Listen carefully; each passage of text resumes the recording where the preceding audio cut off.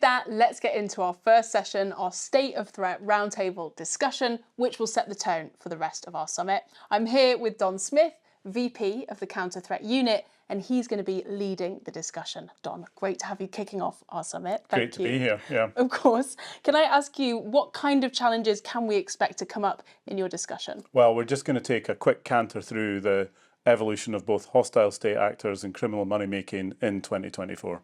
All right, well, I won't take any more of your time. I'll let you get set up with the panellists. And as he's doing that, I will introduce them. Waiting for Don in there, we've got SecureWorks senior research experts, Rafe Pilling, Sarah Kern, and Keith Jarvis. And together, they're going to unpack, like he says, the latest threat trends. So over to the other studio.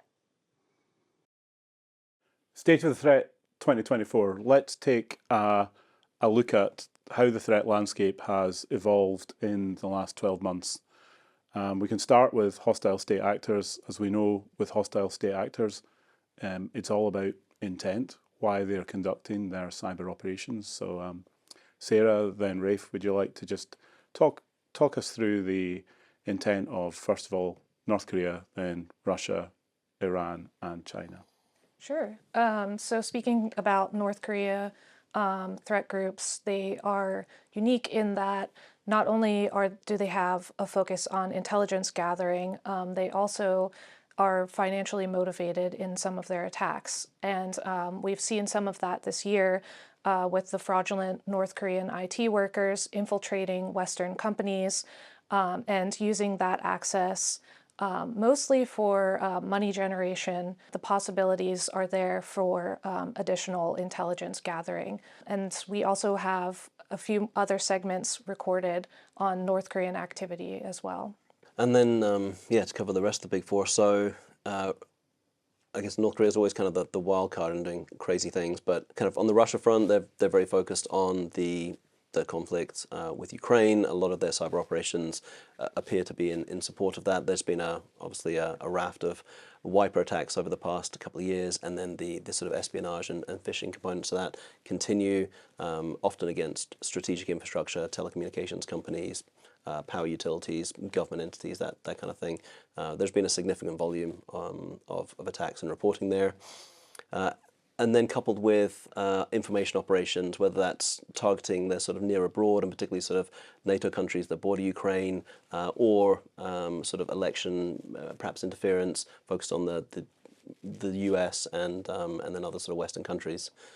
So very much national security objectives for Russia. Very much, yeah, very much so. Sort of their own sort of domestic priorities in that sense. China, same sort of thing, I guess, but with a different focus. Obviously, there's a lot of regional tension around Taiwan and what may or may not be happening there, and what China's sort of moves may be in the next year or two. But a lot of their cyber operations, I think, are in support of that, as well as their global objectives, supporting their political, economic, and defense priorities. And yeah, they have always and continue to operate globally. Against a whole range of countries, everything from Australia through to the US from our perspective. And lastly, Iran, and to a lesser extent, but sort of in concert with Iran, Hamas, a lot of it focused around the conflict post-October 2023.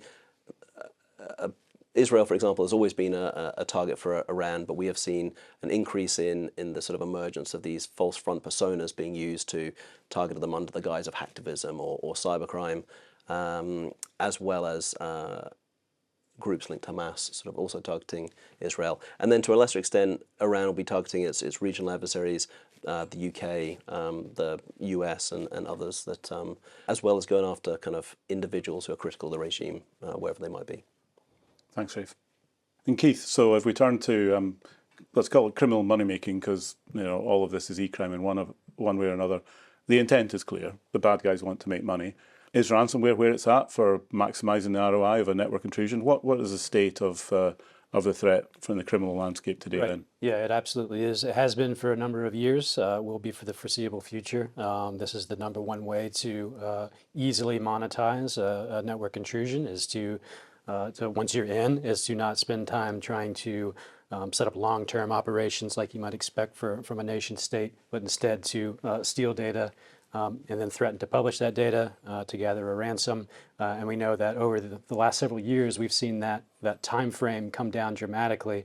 As you know, years ago, we would see major business disruptions as threat actors who were financially motivated would spend weeks inside of a network, maybe even months, really getting to understand from reading documentation and so forth how that network worked, and then they would launch a ransomware attack and it would be devastating. But now what we're seeing is they come in and maybe they have unprivileged access. They have access to a file share, and really the data that's in that file share, even though it's from an unprivileged user, might be enough for them to carry out the extortion, and they may not even choose to deploy ransomware. So things are happening a lot quicker than they used to. Yeah, so I mean, there's both good news and bad news there, isn't there? The dwell times are lower, things are happening much more quickly, so there's less chance to detect. But I guess is it good news that it's no longer large multi-site entire enterprise takedowns? It's a single site operation. If we focus on takedowns, there's been a lot of law enforcement activity against ransomware groups in the last 12 months. What have we seen in terms of an evolution there?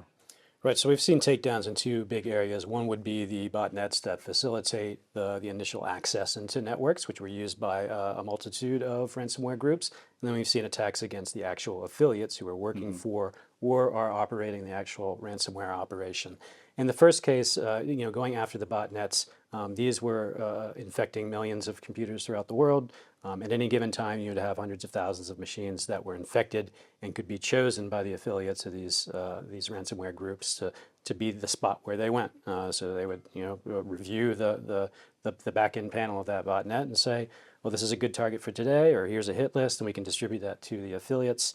And going after those has really, what we've seen is, the malware being the way that threat actors get into the networks is decreasing and has been for the last several years. It's increasing in other areas like info stealers, but as far as direct access, it's decreasing. And that's really caused a lot of pain for the ransomware affiliates because that was a major way of getting easy access to systems, and now they're having to go to initial access brokers, they're having to buy credential data off of the markets, they're having to scan the internet for exploits to get into the network. So it's really changed how they approach the attacks. Yeah, thanks, Keith. So basically, I mean, we know that ransomware is preventable, and the three principal initial infection vectors are scan and exploit. So please, everyone, patch the stuff that faces the internet.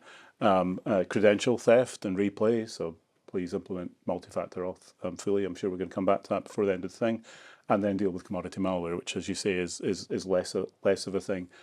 Rafe, if I turn to you, edge devices and compromise of edge devices, scan and exploit. That is not just the realm of criminal money making, is it? No, not at all. And I think just on the topic of botnet disruptions, in addition to the sort of cybercrime focus of that, it's been good to see sort of law enforcement and international cyber defense focusing on some of the state-sponsored botnets. One just last week, for example, a commercial entity running a massive, couple of 100K nodes in that botnet and getting that taken down, which is great. But yeah, in terms of the kind of evolution, edge devices have been increasingly part of the battlefield in the state-sponsored space, particularly for Chinese groups. This has partly been coupled with some of these massive botnets have been used for kind of high-flux proxy access to networks, kind of reducing the value of network indicators for some of these groups when it comes to tracking where the intrusion's coming from, that kind of thing.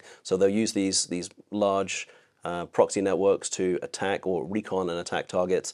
Then they're on the edge devices, which they know usually have less of a security control set on them.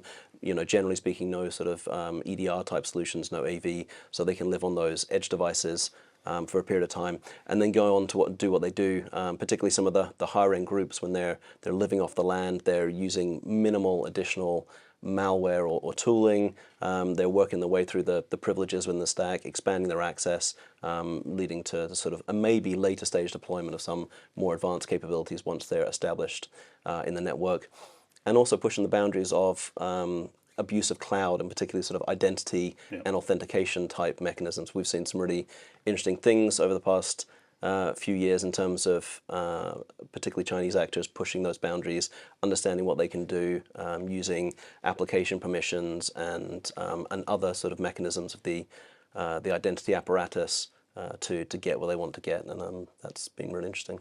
Yeah, you can kind of picture Chinese actors getting around a whiteboard a couple of years ago, having been instructed to, first of all, not to get caught, and then secondly, not, if they did get caught, to not have it attributed. So as you say, 4 dimensions of evolution in the way the Chinese operate. The obfuscated networks, the botnets, living in the edge, living off the land, and then, as you say, clever abuse of privileges within Azure for living absolutely in the cloud. So Sarah, considering North Korea, you mentioned it briefly earlier. Can you talk a little bit more about the IT worker scam and laptop farms and what these things mean? Yeah, so in some of SecureWorks incident response engagements, we've seen firsthand how these campaigns have real-world impacts. And the threat groups are using laptop farms located typically in the US to further enable this scheme so that the North Korean IT workers appear to be operating from US locations.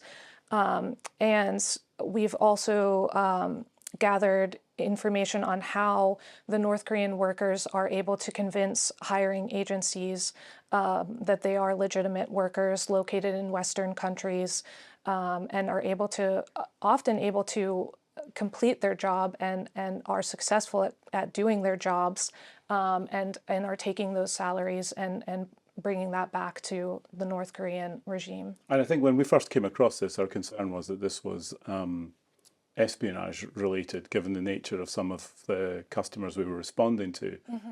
But it's pretty clear now this is just criminal money making by the North Korean state, isn't it? Yeah. It has become clear that their main objective is financially motivated. And if the opportunity arises, they may gain elevated privileges, and it's yet to be seen what they are capable of doing with that access. Cool, thank you. And Rafe, turning to you on Russia again and perhaps other states, there's been a big rise in these so-called patriotic hacking groups over the last 12 to 24 months, hasn't there? Yeah, I think one of the sort of side effects of the Russia-Ukraine conflict has been the rise of the sort of cyber hacktivism front from both sides, and in particular, pro-Russian groups have primarily been engaging in DDoS and sort of information-style attacks, but have at times claimed that they've dabbled in ransomware, and although a lot of the time it looks like their claims are sort of overblown or just outright false. But it is interesting seeing both in the sort of Russia-Ukraine side of things and then Hamas-Israel, both of those have provoked a significant hacktivism response on both sides. In fact, you see some of these pro-Russian groups also pushing anti-Israel messaging. And at some point, it's not clear, but there is definitely some degree of state involvement in some of these groups to sort of pop up and push a particular narrative within that sort of overall chaos of hacktivism. And then you have the additional interesting dimension that Iran likes to adopt hacktivist personas in terms of targeting generally Israel, but sometimes other regional adversaries. And they've been doing this for a long time. They love operating by proxy, whether it's regional, sort of physical, kinetic, militant proxies like Hamas and others, or some of these fake identities that they produce for these campaigns and operations, and sometimes sustain over an extended period of time. So the whole hacktivism sphere is quite a mess, determining what is genuine, sort of politically motivated, patriotic hacktivism, people who are just sort of jumping on the bandwagon, and states that are using that for disinformation purposes, really, because the attacks are very often quite toothless, harassment, disruption, that kind of stuff. And we've seen, a lot of that has been focused at Israel predominantly. Cool, thanks, Rafe.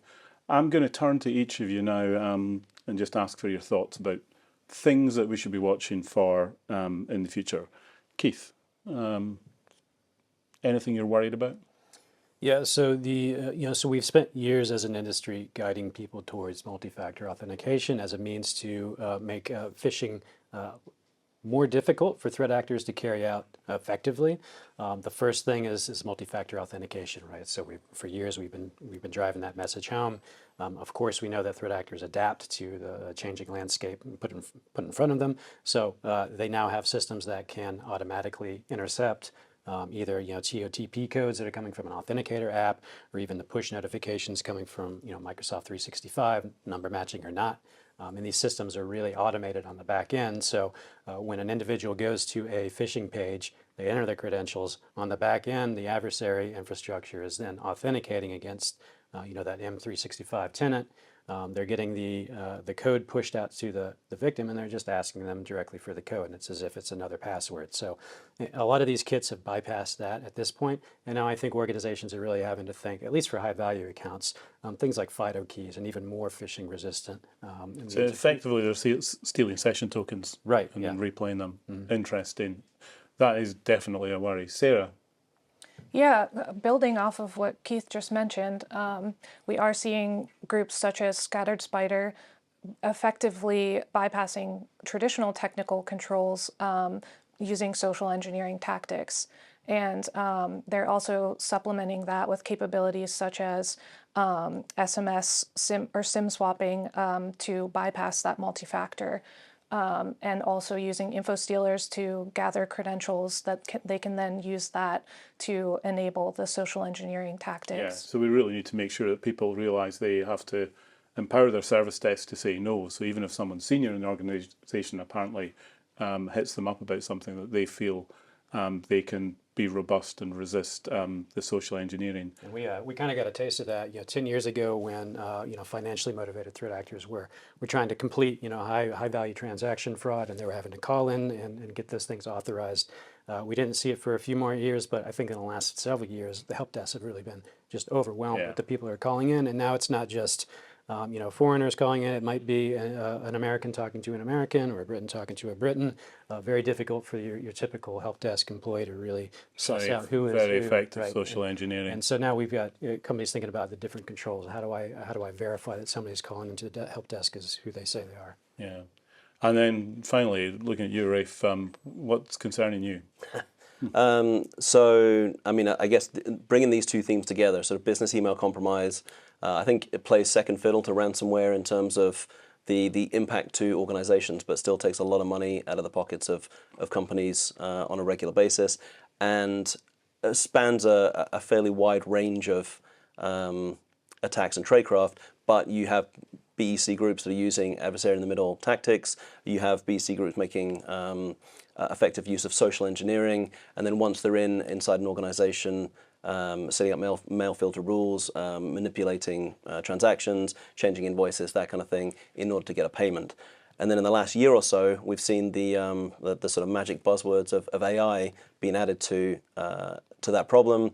So last year we talked about some relatively sophisticated CEO fraud type attacks, and this year there have been a number of public cases where that same model has been employed, but with the addition of generative AI using, taking perhaps clips from YouTube videos or other online resources where CEOs have then been recorded making some sort of statement that is played over via a Zoom meeting or something to add to the overall CEO fraud.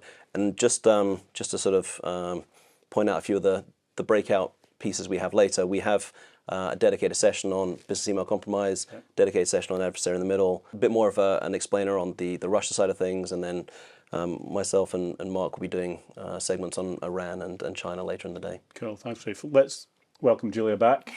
And I'm going to be really uncouth and just make you budge up.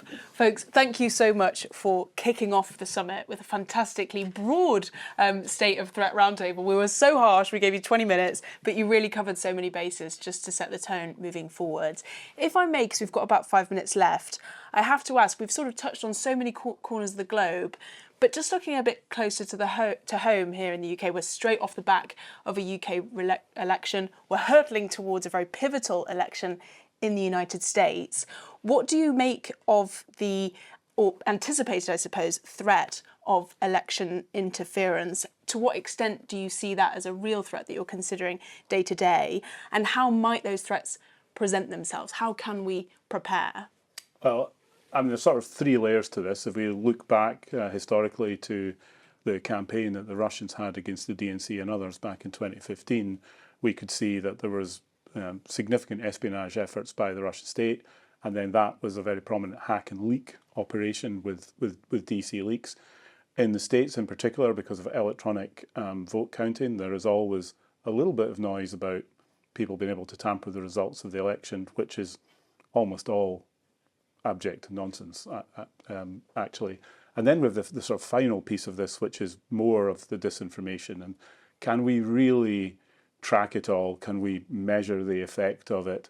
How much of that is just the natural ebb and flow of politics, where people are constantly trying to say stuff and influence the voters, and how much of that is like the operation that was uncovered a couple of weeks ago, where influencers, whether wittingly or unwittingly, were under the control of a foreign state.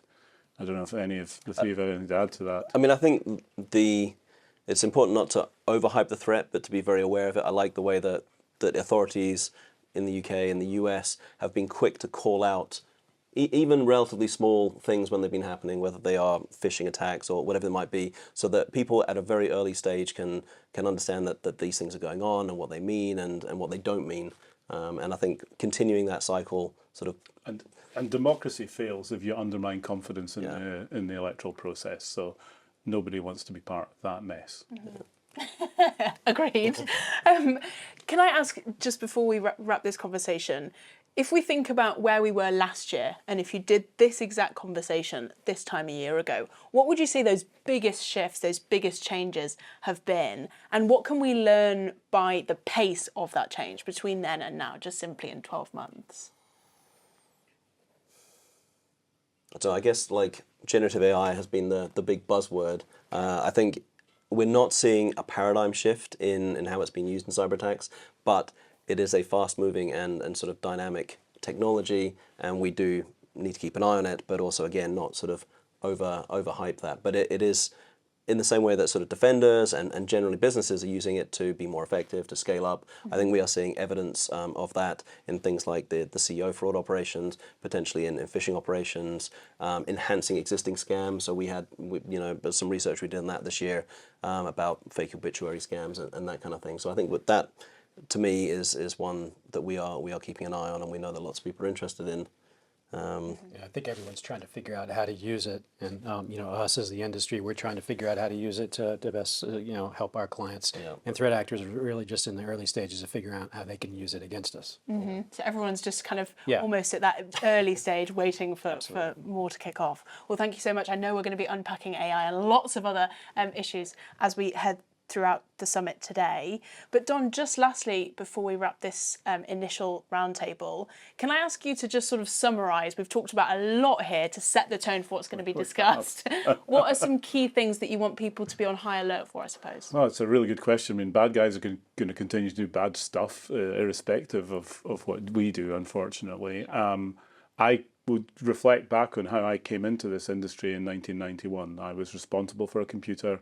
I hadn't patched it, and someone hacked this computer at a university from the United States. That was 33 years ago.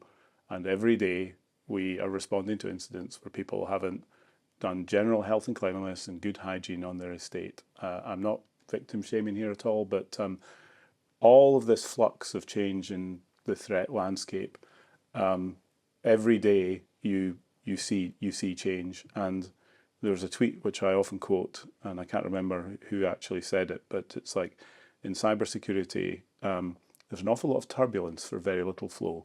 Go away for a day and you think that it's all changed. Go away for a year, it's all the same. So know your assets, patch them, protect your identity stores. These are the basics. I would love to be sitting here going, you need to buy a magic unicorn detector, but you don't. Do the basics. Okay, got it. Doable. Thank you so much, like I say, for kicking off a whole day of discussion around these topics. So big thanks again there to Rafe, Sarah, Keith and Don. I do want to quickly disclaim, folks, that we've recorded this ahead of broadcast. So any changes or events that have happened in the last week may not be mentioned in this discussion or our keynote, which is up next.